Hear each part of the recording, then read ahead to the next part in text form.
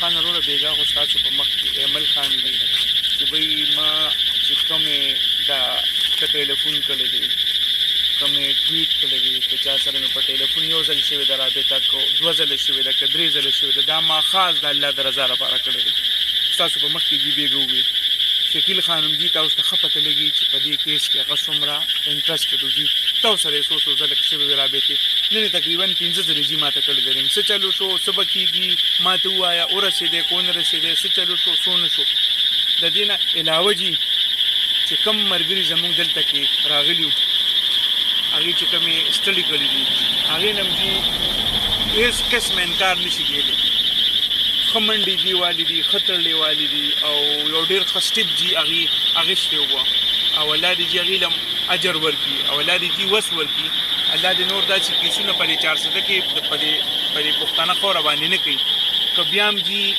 ان کیس چېرته کېږي را کېږي نو دا جي ډېر تکړه ټیم دی څنګه چې دا کیس بالکل خو زه دا وایم چې دې کیس کې تاسو دې وخت کې ځان سره ولې نه ملګري کوئ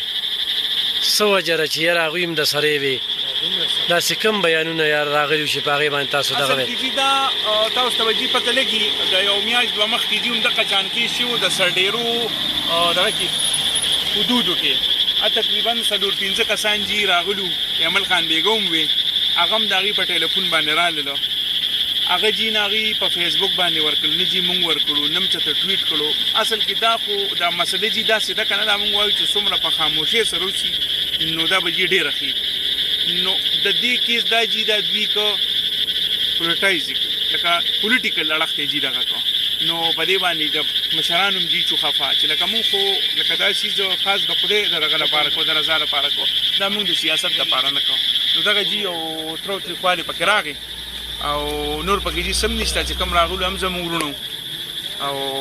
الله دې ورته د دې وس او اجر ورکړي صحیح ښه پیر علي خان صاحب لکه کوم تپوس چې ما ده نه وکړه که نه د دې به څه ریاکشن باسې به د هغې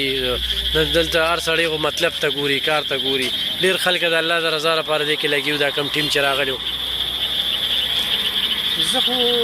خپل ځاني دا خبره کومه چې په دې باندې د ترو تریخوالې اړو د سره په کار نه و او نه پې په کار دی دا د الله د رضا یو کار و د یو زمونږ د یو مسلمان رور زمونږ د یو پښتون رور د ژوند او د مرګ سوال او ډېر غریب او وس طاقت یې نه کېده نو په دغه وجه باندې زه خو یم چې یاره نه په کار په دې شي باندې او انشاءالله چې داسې خبره به هم ترېنه نه جوړېږي زموږ خپل دغه دی صحیح صحیح ښه کتونکو دا خبرې مې ځکه وکړلې په دې ټیم باندې چې پکار و چې هغه وفد هم په دغه ځای کې شامل و انشاءالله مونږ ګاډي ته خیږو او دوا کوي جي کېدای شي که دا ویډیو لیټ تاسو اپلوډ کړه دوا به راته کوې جی جی انشاءالله مونږ د کشمور نه ګاډي ته خیږو او په خیر ورسو پېښور ته به او ګوره وروڼو دا مونږ چې کوم ځای کې ولاړ یو تش د کیړو اوازونه دي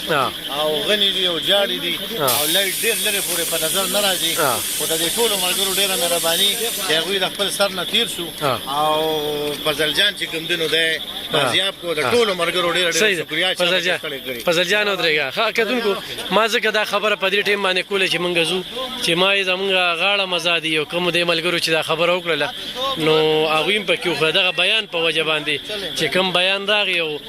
پردي دغې ځان پسې راتړل نو په هغې په وجه باندې دا دومره مسله چې کومه د هغه را جوړه شوله نو ځو بره او دغه ملګري به زمونږ نه خفه کېږي او نه به دا خبره لته چې ډېره مننه خوشحاله